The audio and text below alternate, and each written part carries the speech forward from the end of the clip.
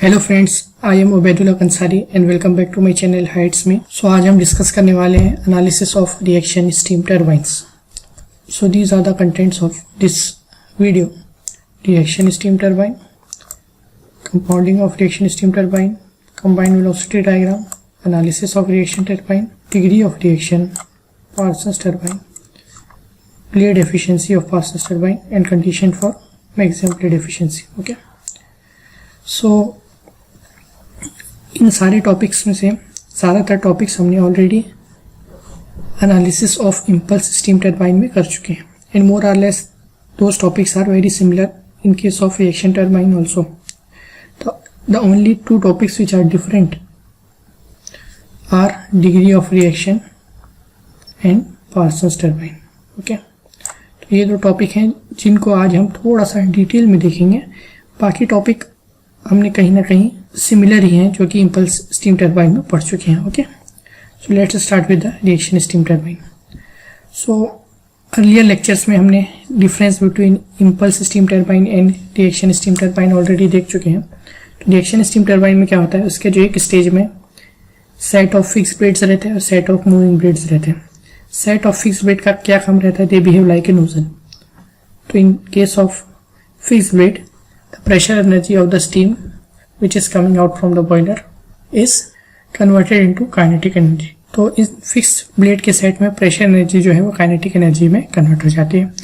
Now this high velocity steam strikes the moving blades. तो जब high velocity से यानी कि हाई काइनेटिक एनर्जी से स्टीम जो है वो स्ट्राइक करती है मूविंग ब्लेड्स को, तो एक उस पर इम्पल्सिव फोर्स क्रिएट करती है जिसकी वजह से मूविंग ब्लेड्स रोटेट होने की कोशिश करती है। और मूविंग ब्लेड्स माउंट किस पे है, rotor wheel of the turbine में। तो उस वजह से टरबाइन का व्हील रोटेट होता है और टरबाइन का व्हील माउंटेड है शाफ्ट में, तो शाफ्ट रोटेट होता है तो हमको पावर मिलता है by coupling it with alternator और जनरेटर। ओके, बट यहाँ पर रिएक्शन स्टीम टरबाइन में एक चीज़ और होती है कि यहाँ पे जो मूविंग ब्लेड्स है, मूविंग ब्लेड्स के बीच का जो पैसेज है वो इस तरीके से डिज़ाइन किया रहता है कि वो स्लाइटली कॉन्वर्जिंग हो। स्लाइटली कॉन्वर्जिंग होने की वजह से क्या होता है, प्रेशर ड्रॉप होता है। तो प्रेशर ड्रॉप होने की वजह से क्या होगा, स्टीम एक्सपांड होगा। तो जब स्टीम एक्सपांड होगा in between the moving blades, तो it will try to push the moving blades. Okay, तो मतलब कॉन्वर्जिंग सेक्शन से जब हम स्टीम को पास करवा रहे हैं, प्रेशर ड्रॉप करवा रहे हैं उसका। ओके, तो इट इज एन एक्शन और उसके रिएक्शन में क्या मिल रहा है हमको, वो मूविंग ब्लेड में फोर्स एक्ट कर रहे हैं। Okay, so that's why it is called as reactive force. So in case of reaction steam turbine, both impulsive force as well as reactive force both are responsible for the motion of the turbine blades. Okay, so that's why it is also called as impulse reaction steam turbine. But since the magnitude or the contribution of the reactive force is large as compared to impulsive force in moving the blades, therefore generally the impulse reaction steam turbine is simply called as reaction steam turbine। okay, तो जो चीज़ मैंने बोला वही चीज़ यहाँ पे लिखी हुई है। in reaction turbine steam expands both in fixed and moving blades continuously as the steam passes over them। तो मतलब continuously क्या होगा, प्रेशर यहाँ पे ड्रॉप होगा। देख सकते हैं आप यहाँ डायग्राम में P1 इनिशियल प्रेशर था स्टीम का जब वो बॉयलर से बाहर आ रही है। तो और रिएक्शन टरबाइन है तो यहाँ पे कोई नोजल नहीं रहेगा, खाली फिक्स ब्लेड रहेगा जो कि नोजल की तरह बिहेव करेगा। तो यहाँ पर आप देख सकते हैं यहाँ पे कंटिन्यूसली प्रेशर ड्रॉप हो रहा है, initially from P1 to P2 and then from P2 to P3। Okay, जब फिक्स ब्लेड से पास होगी स्टीम तो वेलोसिटी इनिशियली बढ़ेगी।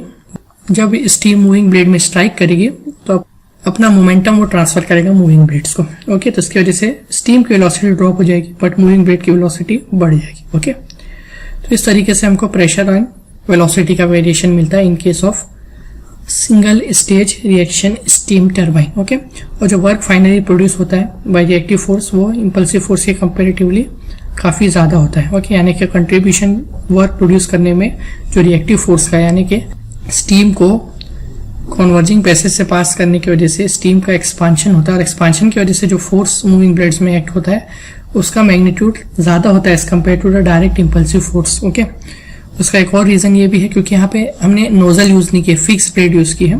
तो फिक्स ब्लेड नोजल की तरह बिहेव करता है लेकिन उसका परफॉर्मेंस नोजल जितना अच्छा नहीं होता, तो उसकी वजह से जो वेलोसिटी हमको मिलेगी after passing through the fixed blade that would not be that much high. तो due to which the impulsive force would also be not that much high. तो impulsive force का magnitude कम रहता है as compared to the reactive force. That's why this impulse reaction turbine is generally also called as simply reaction turbines. Okay. और मैंने starting में जब difference हम देखे थे तभी बताया था कि अगर कोई प्योरली रिएक्शन टर्बाइन है, जिसका एग्जांपल होता है हीरोस टर्बाइन, उसको हम जनरली यूज नहीं करते क्योंकि उसकी एफिशिएंसी काफी कम होती है. ओके. तो next thing is isentropic expansion in the reaction turbine. तो जिस तरीके से यहाँ पे प्रेशर ड्रॉप की हम बात कर रहे थे कि रिएक्शन टर्बाइन की एक स्टेज है तो वहाँ पे प्रेशर ड्रॉप होता है फिक्स ब्लेड में भी और मूविंग ब्लेड में भी. Let the pressure of the steam before entering the fix blade is P0 or P0. Then after coming out of the fixed blade or at the entry of the moving blade, let the pressure is P1 और moving blade के बाहर pressure suppose steam का है P2. So in HS diagram these are the constant pressures line PO, P1 and P2. Now let us suppose while traveling from inlet of the fixed blade to outlet of the moving blade there is no friction. ठीक है, मतलब steam और moving blade और fix blade के बीच में कोई भी friction नहीं है. ठीक है, और हमने ये जो स्टीम को की जो केसिंग रहती है उसको हम मान लो इंसुलेट कर लिए अच्छे तरीके से, परफेक्टली इंसुलेट कर दिए. तो क्या होगा, परफेक्टली इंसुलेट करने से प्रोसेस हो जाएगी हमारी एडियाबैटिक, साथ ही साथ फ्रिक्शन लेस भी कर दी अगर हम, मतलब इंटरनली रिवर्सिबल हो गया प्रोसेस, कोई इसमें रिवर्सिबिलिटी नहीं है, फ्रिक्शन लेस फ्लो है. तो इसका क्या मतलब है, process is reversible adiabatic process is nothing but isentropic process. ठीक है, तो आइसेंट्रोपिक प्रोसेस मीन्स उसकी एंट्रोपी कांस्टेंट रहेगी. तो अगर हम इसमें ये अजम्पशन कर लें कि स्टीम जो पास हो रही है फिक्स ब्लेड से और मूविंग ब्लेड से उसका एंट्रोपी कांस्टेंट रहने वाला है या फिर वो फ्रिक्शन लेस फ्लो है, तो उस केस में हमको आइसेंट्रोपिक और एक्सेंट्रोपिक प्रोसेस फॉलो होगी. और जो डायग्राम आएगा HS डायग्राम, और जो HS डायग्राम आएगा वो स्ट्रेट वर्टिकल लाइन आएगी कुछ इस तरीके से from 0 to 2S. Okay, but आपको पता है प्रैक्टिकल केस में no process is perfectly reversible, there must be certain irreversibility, कुछ ना कुछ एनर्जी लॉस होगी ड्यू टू फ्रिक्शन, जिसकी वजह से रिवर्सिबिलिटी रहेगी प्रोसेस में. तो उसकी वजह से थोड़ी ना थोड़ी एंट्रोपी जनरेट होगी, यानी कि there would be a certain increase in entropy. Okay, so ideal case में जो एंट्रोपी कांस्टेंट रहना चाहिए था from 0 to 2S while steam is expanding from pressure P0 to P2. So practical case में वो थोड़ा सा एंट्रोपी बढ़ जाएगी. तो हमारा एक्चुअल कर्व या एक्चुअल पाथ हमारा रहेगा 0 to 1 to 2. Okay, so this path represent actual enthalpy drop in the turbine and this path 0 to 2S represent isentropic enthalpy drop in the turbine. Okay, so ये difference मैंने यहाँ पे समझाया. Okay, और दूसरी बहुत खास बात यहाँ पे ध्यान देने वाली ये है, सो ये जो velocity VR2 would be greater than VR1, ये चीज हमको क्लियर हो जाएगी from the velocity diagram. And यहाँ delta HF represent enthalpy drop in the fix blade, जो कि यहाँ पर अगर देखें तो HO माइनस H1 रहेगी, and delta HM represent enthalpy drop in the moving blade, that is H1 minus H2. Okay, now next one is compounding of reaction steam turbine. तो ये जो कंपाउंडिंग प्रिंसिपल है वो मोर कॉमन है impulse steam turbine में, क्योंकि impulse steam turbine में हम नोजल यूज करते हैं और नोजल से जब स्टीम बाहर आती है तो उसकी वेलोसिटी काफ़ी ज़्यादा हाई रहती है. ओके, तो इतनी ज़्यादा हाई वेलोसिटी से जब स्टीम इम्पैक्ट करती है मूविंग ब्लेड्स में तो बहुत हाई वेलोसिटी से मूविंग ब्लेड रोटेट होता है, तो जिसकी वजह से इट में द वेलोसिटी में go up to 30,000 RPM. Okay, अब जो शाफ्ट है टरबाइन की उसको हम कनेक्ट करेंगे अगर जनरेटर से या अल्टरनेटर से फॉर प्रोड्यूसिंग द इलेक्ट्रिसिटी, तो हमको very high reduction ratio gear box use करना पड़ेगा, जिसकी वजह से कॉस्ट बढ़ जाएगा सिस्टम का, प्लस जितना बड़ा गियर बॉक्स उतना ज़्यादा उसका मेंटेनेंस, उतना ज़्यादा उसमें वियर एंड टियर.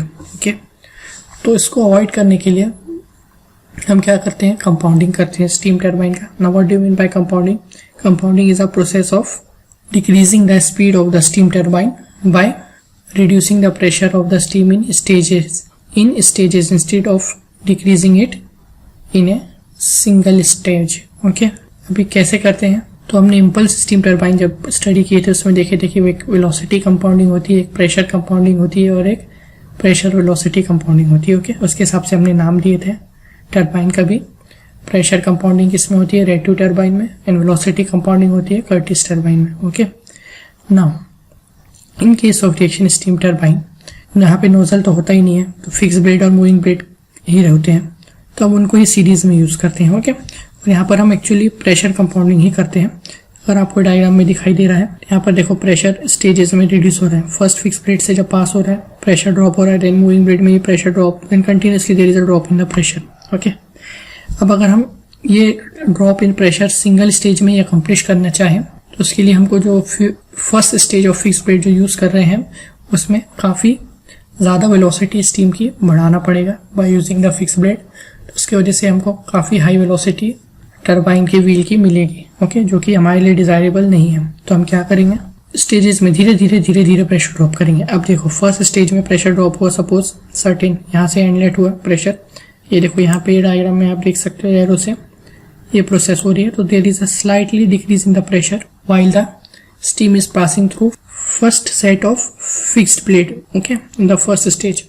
अब जब फिक्स्ड प्लेट से स्टीम पास होगी, since it is behaving like a nozzle, so what will happen, its velocity will increase and pressure will drop, so pressure energy is converting into kinetic energy।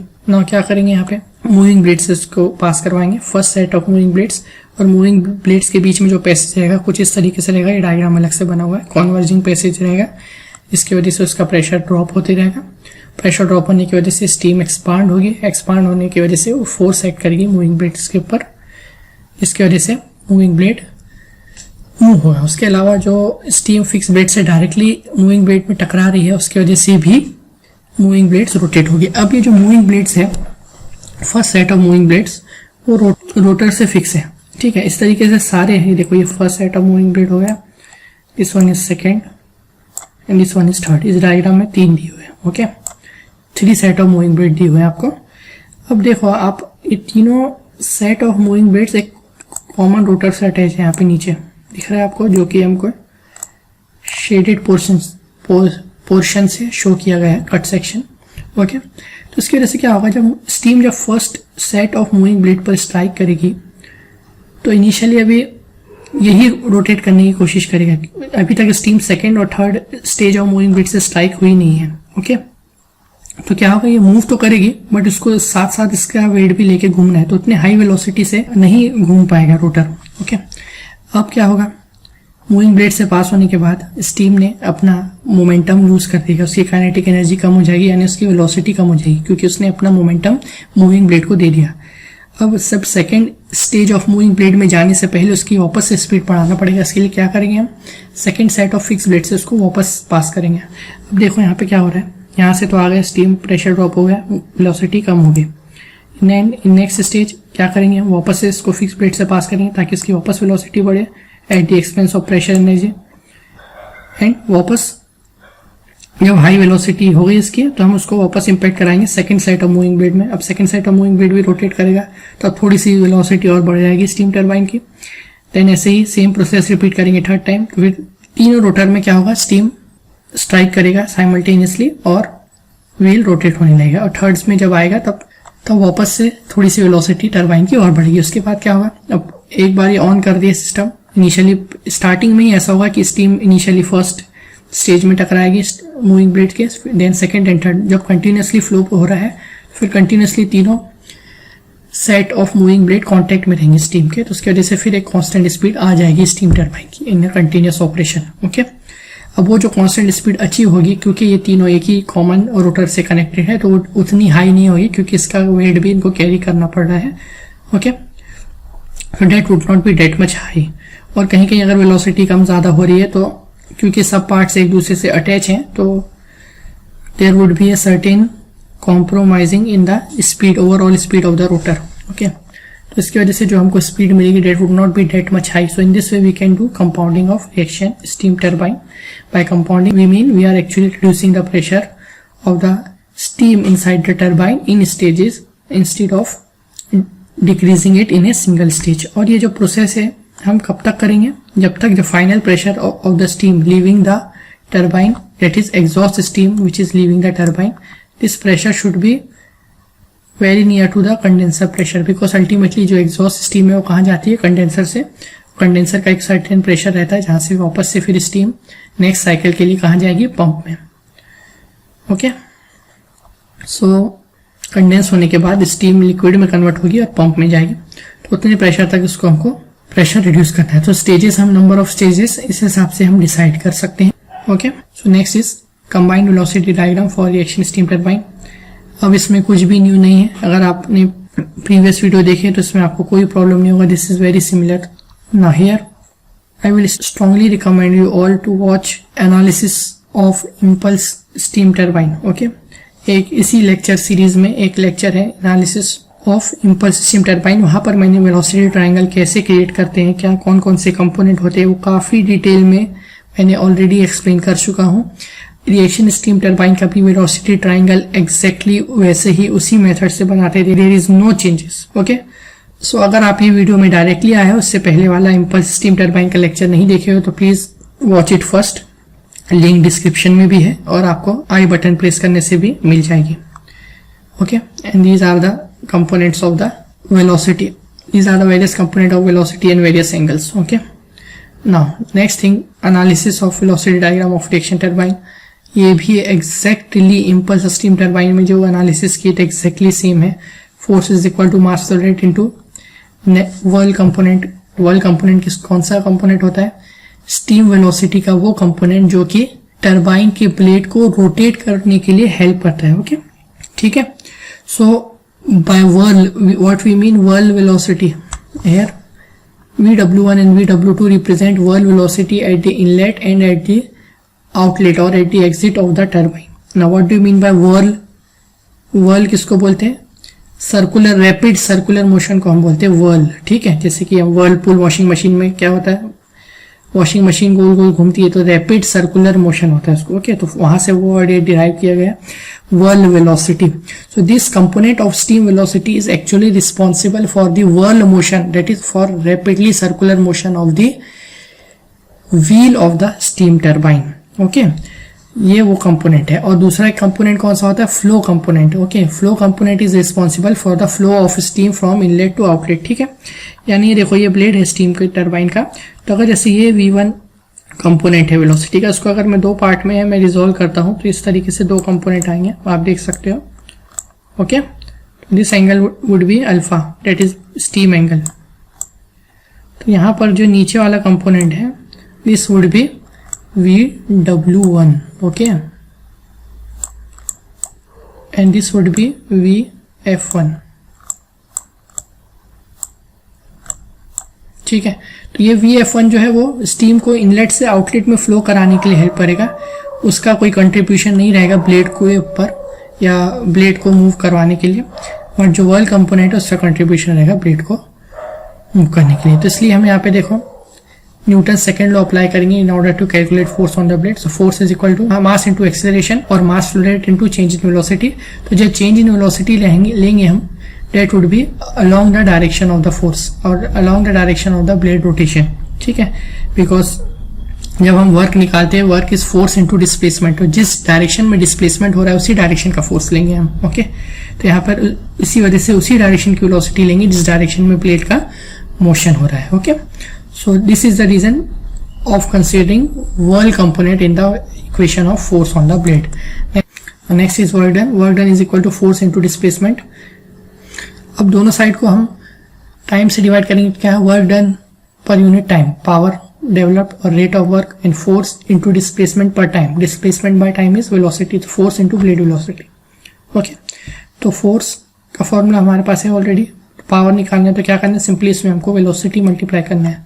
तो power would be m dot s VW1 plus VW2 into u, where u represent linear velocity of the blade. Okay, ये कैसे निकालते हैं? u is equal to pi dn by 60।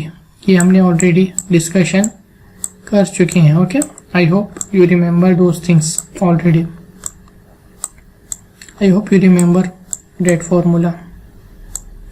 u is equal to pi dn by 60. Now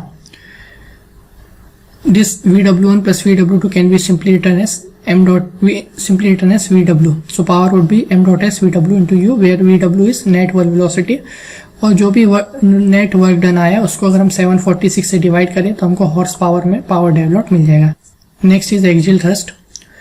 तो vertical component of the steam की वजह से, यानी flow component की वजह से जो फोर्स एक्ट करता है along the axis of the turbine, that is actually called as axial thrust. और इस फोर्स को एब्सॉर्ब करने के लिए हमको थ्रस्ट बेरिंग का यूज करना पड़ता है। Okay, in the magnitude of this forces m dot s into vf1 minus vf2, that is mass flow rate into change in axial velocity. Next is degree of reaction. So this is the most important theoretical topic in the reaction steam turbine. So it is nothing but ratio of isentropic enthalpy drop in the moving plate to the total isentropic enthalpy drop in the stage. Okay, so mathematically it is equal to delta hm upon delta hf plus delta hm, where delta hm is the enthalpy drop, isentropic enthalpy drop in moving blade, which is represented by h1 minus h2, which would be equal to vr2 square minus vr1 square divided by 2. और isentropic enthalpy drop हो रही है, कोई friction losses नहीं रहेंगे, सारी की सारी जो एंथैल्पी ड्रॉप होगी यानी प्रेशर एनर्जी जो ड्रॉप हो रही है वो कन्वर्ट होगी काइनेटिक एनर्जी में। अब यहाँ पे क्योंकि स्टीम की जो काइनेटिक एनर्जी है वो अपनी काइनेटिक एनर्जी मूविंग ब्लेड को दे रहा है, तो इस वजह से यहाँ पे रिलेटिव वेलोसिटी ऑफ स्टीम आएगी इंस्टेड ऑफ एब्सोल्यूट वेलोसिटी। ठीक है, अगर यहाँ पे फिक्स ब्लेड की अगर हम बात करते हैं तो यहाँ पे फिर हमको एब्सोल्यूट वेलोसिटी ऑफ स्टीम लेते हैं इंस्टेड ऑफ रिलेटिव वेलोसिटी। ठीक है, तो इसलिए ये फॉर्मूला इस तरीके से आया, h1 minus h2 is equal to vr2 square minus vr1 square divided by 2। Okay, और यहाँ पर हमने एंथैल्पी जो लिया है डेट इज स्पेसिफिक एंथैल्पी। ठीक है, स्मॉल h यूज किए कैपिटल h की जगह, बिकॉज न्यूमरेटर और डिनोमिनेटर में दोनों तरफ जब हम कंसीडर करेंगे तो वो अल्टीमेटली कैंसिल होने वाले हैं। This delta Hm represent enthalpy drop in moving blades per kg of steam. Okay. What about enthalpy drop in the stages? एक स्टेज में यानी फिक्स ब्लेड और मूविंग ब्लेड में कितनी एंथैल्पी ड्रॉप हो रही है?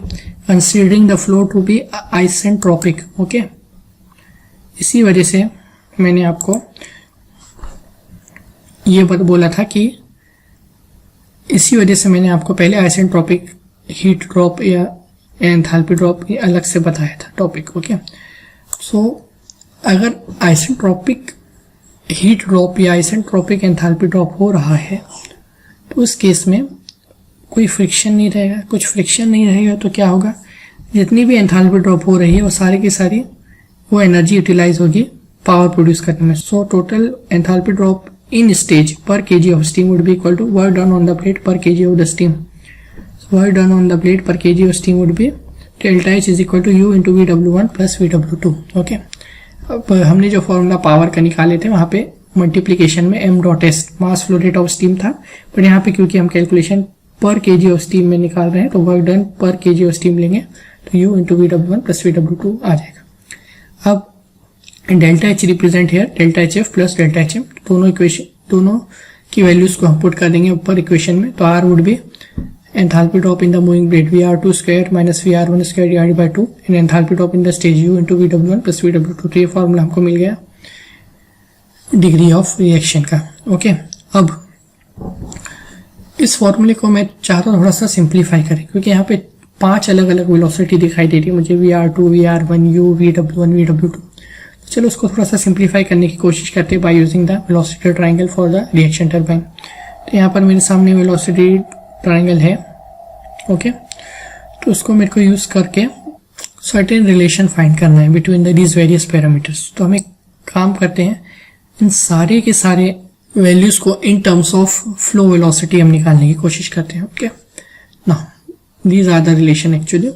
सो consider triangle PEF। In triangle PEF sin phi would be opposite, that is VF2 divided by hypotenuse VR2। sin phi is VF2 upon VR2, therefore उसका reciprocal क्या होता है cosec phi, तो cosec phi would be VR2 upon VF2, therefore VR2 would be VF2 cosec phi। ठीक है, ये equation मिल गई। In a similar way VR1 would be VF1 cosec theta in the inlet triangle। अगर हम consider कौन सा ट्राइंगल करेंगे, BDC कंसीडर करें तो ठीक है। नाउ VW1 प्लस VW2 मतलब ये वाला E to D डिस्टेंस जो है that would be equal to VF1 cot theta plus VF2 cot phi। Now what is cot? Cot is reciprocal of tan। tan is perpendicular by base, तो cot क्या होगा, base by perpendicular। तो theta क्या है, ये theta का base कितना है BD, परपेंडिकुलर क्या आएगा VF1, therefore VF1 cot theta would be nothing but BD। Okay, तो ये जो फर्स्ट टर्म है वो रिप्रेजेंट किसको कर रहा है, पहला वाला टर्म ये BD रिप्रेजेंट कर रहा है, समझे ना। What is second term representing VF2 cot phi, ये फाई है angle VF2 is this opposite divide by base EB, या फिर इसको लिखो आप, हाँ EB लिख सकते हैं इसको। This VF2 cot phi represent EB। Okay ना, BD प्लस EB, ये कितना हो गया, BD plus EB, this is nothing but VW1 plus VW2, यही तो लिखे हैं यहाँ पे। तो VW1 plus VW2 can be written as VF1 cot theta plus VF2 cot phi. So what we will get, so ये इक्वेशन हमको मिल गई। And also generally VF1 is also equal to VF2 is equal to VF। Okay, because generally flow velocity constant रहती है, because ये वो component होता है स्टीम की वेलोसिटी का जो कि पावर प्रोड्यूस करने में कुछ कंट्रीब्यूट नहीं करता, वो तो वर्ल्ड कंपोनेंट करता है। ओके, तो जितनी वेलोसिटी इनलेट में जनरली रहती है फ्लो की, उतनी ही वेलोसिटी आउटलेट में भी हमको मिलती है। So most of the cases VF1 would be equal to VF2, that would be equal to VF। Okay, तो हमारी इक्वेशन क्या हो जाएगी R की, R would be equal to instead of VR2 VF cosec phi उसका square minus VF cosec theta उसका square. ठीक है, क्योंकि VF1 और VF2 दोनों को ही हम VF कंसीडर कर रहे हैं, divided by 2U into instead of VW1 plus VW2 I can write VF cot theta plus VF cot phi. Okay, अब आप न्यूमरेटर से और डिनोमिनेटर से क्या करो, VF को बाहर निकाल लो कांस्टेंट। तो न्यूमरेटर से एक्चुअली VF स्क्वायर कॉमन आ जाएगा और डिनोमिनेटर से VF कॉमन आ जाएगा। तो इक्वेशन क्या मिलेगी, R is equal to VF square cosec square phi minus cosec square theta divided by 2U VF cot phi plus cot theta. Okay, इसमें से क्या होगा, VF कैंसिल हो जाएगा, तो न्यूमरेटर में एक VF बचेगा और मैं cosec स्क्वायर फाई को लिख सकता हूँ cot square phi plus 1। Similarly cosec square theta को cot square theta plus 1। I hope ये ट्रिग्नोमेट्री रिलेशन आपको पता होगा। जिस तरीके से sine square theta plus cos square theta is equal to 1 होता है, ठीक उसी तरह cosec square phi is equal to cot square phi plus 1। ठीक है ना, यहाँ पे डिनोमिनेटर को एज इट इज रहने देंगे। अब क्या करेंगे, यहाँ से देखो दिस इज प्लस 1 और जब इसके ब्रैकेट के बाहर निकालेंगे इसको तो ये प्लस 1 और माइनस 1 कैंसिल हो जाएगा। ठीक है, तो टर्म क्या बचेगा, cot square phi minus cot square theta, it is a square minus b square. So a square minus b square is nothing but a plus b, a minus b। Okay, तो क्या equation मिलेगी हमको, VF by 2U into cot phi plus cot theta a plus b into a minus b, cot phi minus cot theta divide by cot phi plus cot theta, और ये 2U को मैंने बाहर लिख दिया ब्रैकेट के। ठीक है, तो यहाँ से cot phi plus cot theta cancel, पूरा का पूरा टर्म, तो बचेगा क्या equation, degree of reaction R is equal to VF by 2U cot phi minus cot theta. ठीक है, this is the equation of degree of reaction for the reaction steam turbine. Okay, तो जनरली इस degree of reaction पे आपको question theoretically आएगा, numerical तो आएगा नहीं। ठीक है, और कुछ इंपॉर्टेंट पॉइंट इसके ध्यान रखना है इसके बारे में, जैसे कि डिग्री ऑफ रिएक्शन क्या चीज जाहिर करता है, what it is signifies, it signifies the work done by the reactive force, that is force developed due to pressure drop in the moving plate and work done by impulsive force, that is pressure drop in the fix plate. Okay, मतलब कितने ratio से fix plate में pressure drop होने से work done में क्या contribution हमको मिल रहा है, और मूविंग ब्लेड में प्रेशर ड्रॉप होने से वर्क डन में क्या कंट्रीब्यूशन मिल रहा है, ये डिग्री ऑफ रिएक्शन जाहिर करता है। ओके, अगर डिग्री ऑफ रिएक्शन ज्यादा है तो हम बोलेंगे in this turbine reactive forces dominating, और अगर किसी टरबाइन में डिग्री ऑफ रिएक्शन बहुत कम है तो हम बोलेंगे इसमें impulsive forces dominating. So suppose if there is turbine in which R is equal to 0, then that turbine is called as impulse turbine. ठीक है, इसके क्या एग्जांपल है, डी लेवल टर्बाइन। और कोई टर्बाइन है जिसमें डिग्री ऑफ रिएक्शन 1 है, यानी प्योरली रिएक्शन टर्बाइन है, जिसका एग्जांपल क्या है, हीरोस टर्बाइन। तो वहां पर कोई इंपल्सिव फोर्स नहीं रहेगा। एंड सपोज कोई ऐसा टर्बाइन है, स्पेशल टर्बाइन, जिसमें जितना एंथैल्पी ड्रॉप या जितना प्रेशर ड्रॉप हमारा फिक्स ब्लेड में हो रहा है उतना ही, जितना एंथैल्पी ड्रॉप फिक्स ब्लेड में हो रहा है उतना ही अगर मूविंग ब्लेड में भी होने लगे, जो हमको डिग्री ऑफ रिएक्शन मिलेगा डेट वुड बी 0.5 और उसको 100 से मल्टीप्लाई करेंगे तो 50%। और ऐसे टर्बाइन का नाम है पार्सन्स टर्बाइन। ठीक है। सो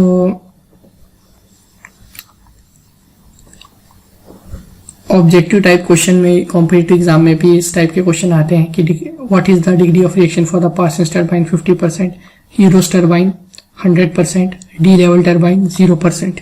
ये चीज ध्यान रखना है। अब किसी को यहाँ पे कंफ्यूजन हो रहा होगा कि बार बार मैं प्रेशर ड्रॉप वर्ड यूज कर रहा हूँ, कहीं एंथैल्पी ड्रॉप यूज कर रहा हूँ, ऐसा क्यों है? तो एक्चुअली देखो, एंथैल्पी का क्या फॉर्मूला है as per thermodynamics. Enthalpy can be defined as H is equal to internal energy plus flow over PU plus PV। ठीक है, ये एक्चुअली मैंने इम्पल्स टर्बाइन के टाइम भी शायद बताया हूँ। ओके, अब जब प्रेशर ड्रॉप होगा, P की वैल्यू कम हो रही है यहाँ पे, and since H is equal to U plus PV, तो ऑब्वियसली H की वैल्यू भी कम होगी ना। यहाँ कहीं भी मैं प्रेशर ड्रॉप वर्ड यूज कर रहा हूँ तो वहाँ पे एंथैल्पी ड्रॉप भी होगा। Okay, but degree of reaction के फॉर्मूले में प्रेशर ड्रॉप मत ले लेना कहीं गलती से, ठीक है, वो एंथैल्पी ड्रॉप आएगा, ये चीज बस ध्यान रखना। Next one is Parsons reaction turbine. So it is a reaction turbine having 50% degree of reaction, so and it is also called as 50% reaction turbine. So this is the basic formula for degree of reaction which we have derived just now. और ये R की value कितनी रहती है इसमें पार्सेंस turbine में 1/2। Okay, so equating these two, तो what I will get 2 हो जाएगा कैंसिल। तो क्या इक्वेशन मिल रही है मेरे को? Small u is equal to, u को इधर ले लो, VF into cot 5 minus cot theta. Okay, अब ये पार्सेंस टर्बाइन का ये ट्राइंगल है, ठीक है, जिसमें ये इक्वेशन सेटिस्फाई हो रही है, u is equal to VF cot 5 minus cot theta. ठीक है, यहाँ पे VF1 is equal to VF2। ठीक है, तो मैंने 1 और 2 लिया नहीं हो, देखो ये 2 है और ये 1 है, दोनों सेम है एक्चुअली। ठीक है, VF1 is equal to VF2 is equal to VF।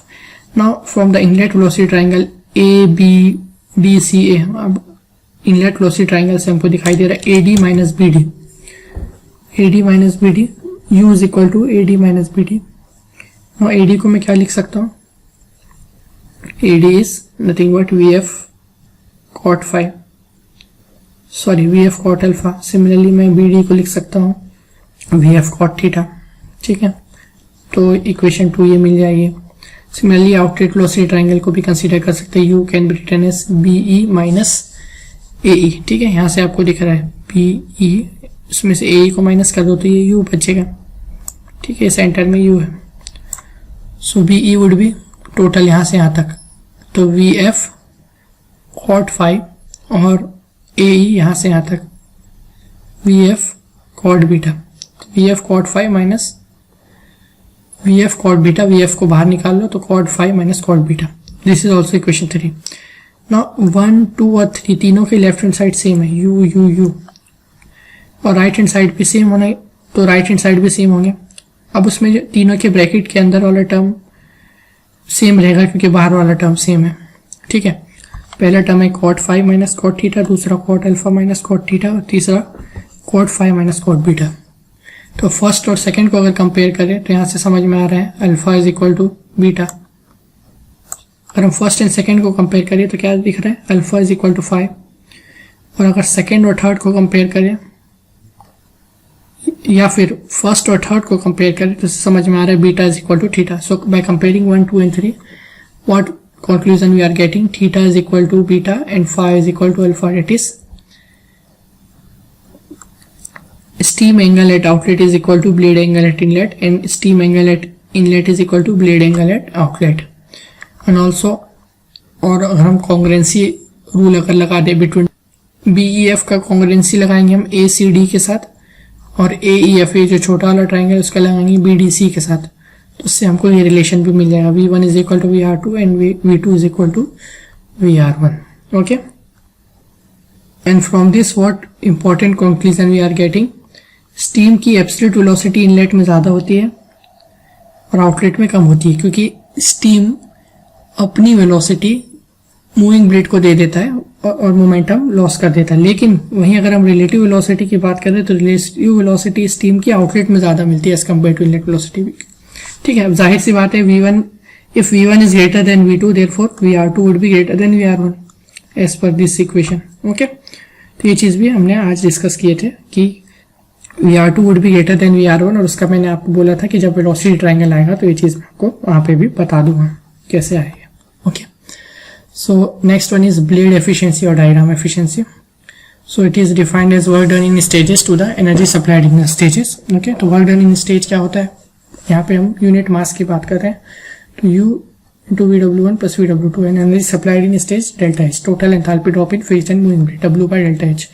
Now work done per kg of steam would be U VW1 plus VW2, and from the triangle we can write VW1 as V1 cos alpha and VW2 as VR2 cos phi minus U.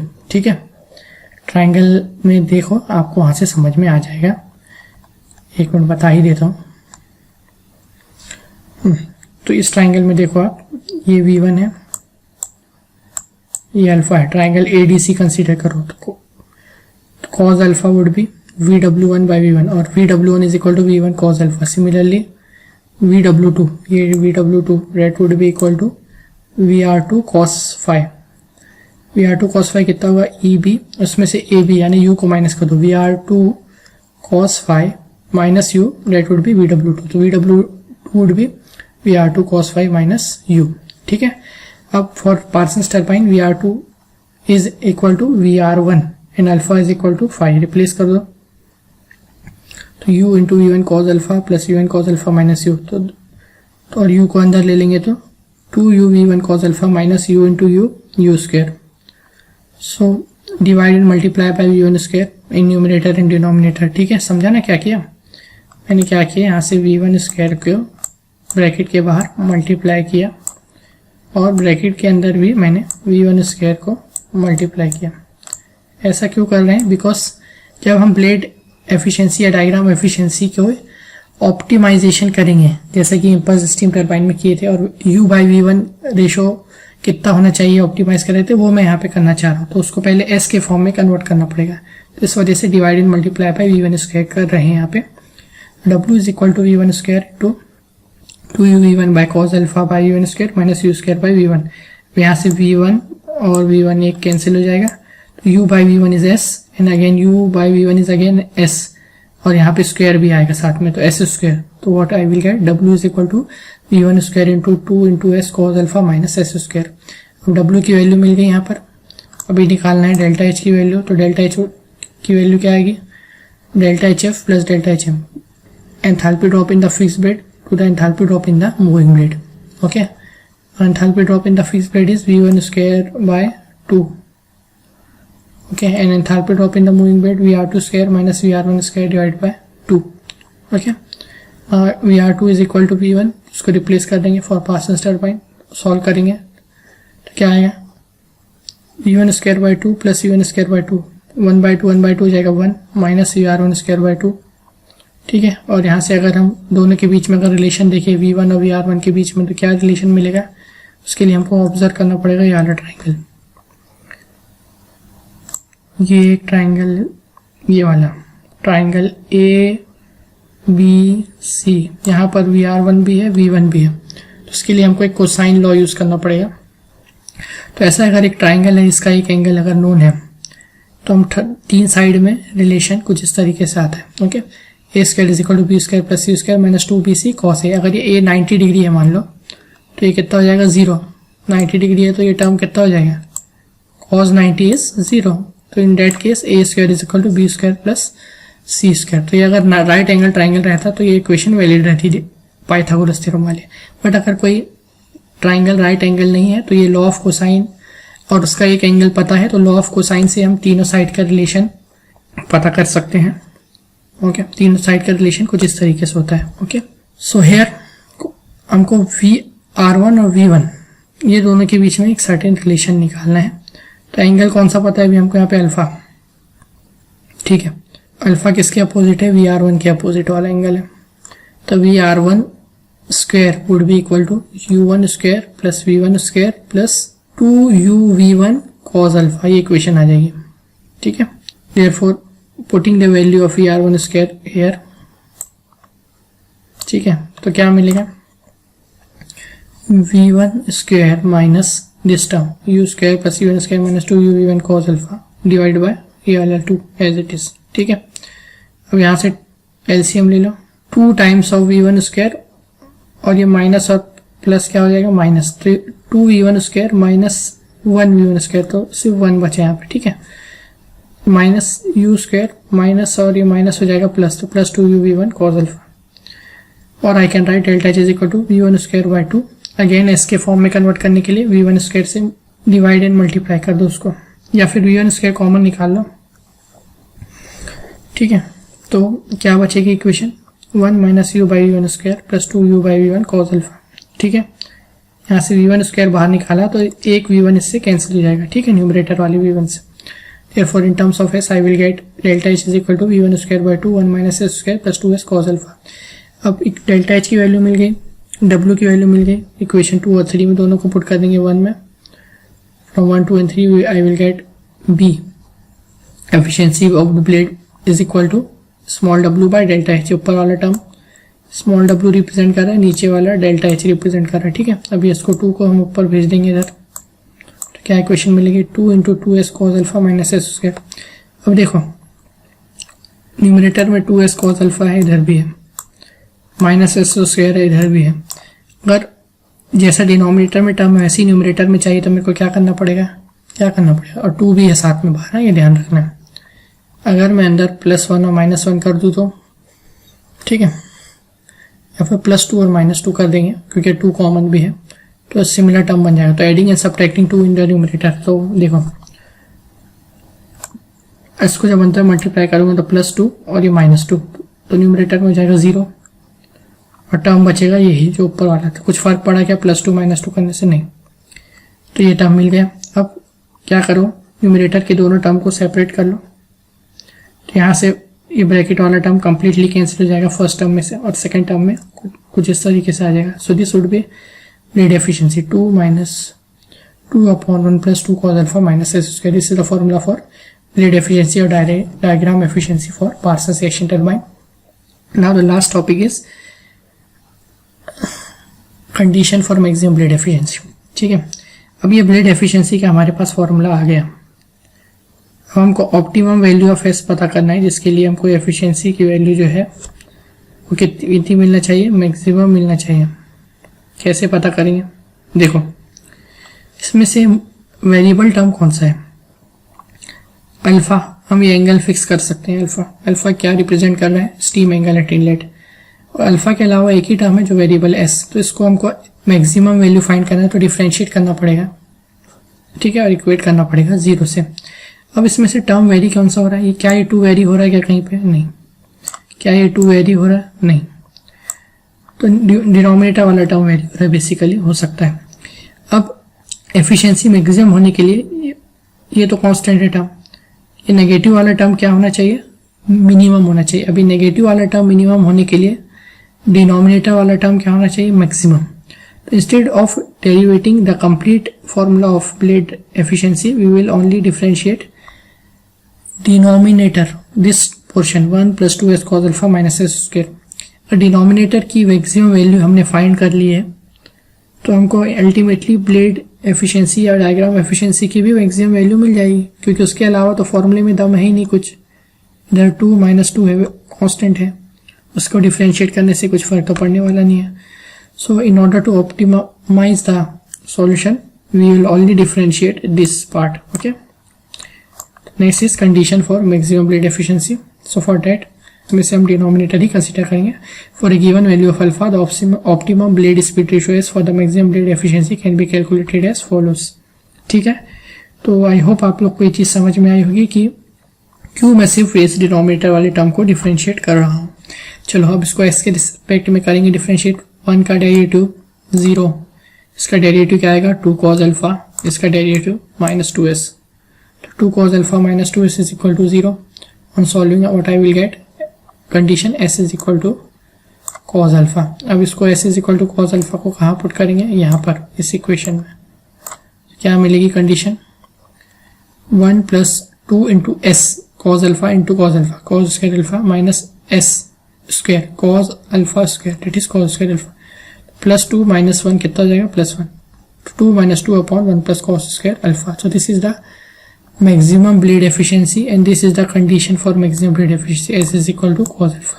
Okay, और इसको अगर चाहे तो simplify करके भी कुछ इस तरीके से लिख सकते हैं, एलसीएम लेके 2 - 2 ये कैंसिल हो जाएगा term, 2 cos square alpha upon 1 plus cos square alpha, ये फाइनल इक्वेशन आ गई। और इसको अगर प्लॉट करें हम blade efficiency versus blade speed ratio S that is U by V1, तो कुछ इस तरीके से ग्राफ आएगा for the reaction turbine and simple impulse turbine. Simple impulse turbine में ये जो ऑप्टिमम रेशियो एस का कितना आया था, cos अल्फा बाय 2 आया था, ठीक है। और यहाँ पर कितना आता है, cos अल्फा, बस ये चीज़ हमको ध्यान रखना है, ओके। और मैक्सिमम एफिशिएंसी की फॉर्मूला आया था in impulse turbine cos square alpha, यहाँ पर आएगा 2 cos square alpha upon 1 plus cos square alpha, okay. So this was all about today's lecture. I hope you have understand everything. If you still have any doubt, please post it in the comment section. If you understand everything, then please like the video and share it as much as you can, ताकि ज़्यादा से ज़्यादा लोग इसका benefit उठा सके, and that will also motivate me to continue this lecture series in a much better way, okay. And for getting more updates about new videos in this channel, please subscribe to my YouTube channel Heights Me. Thank you.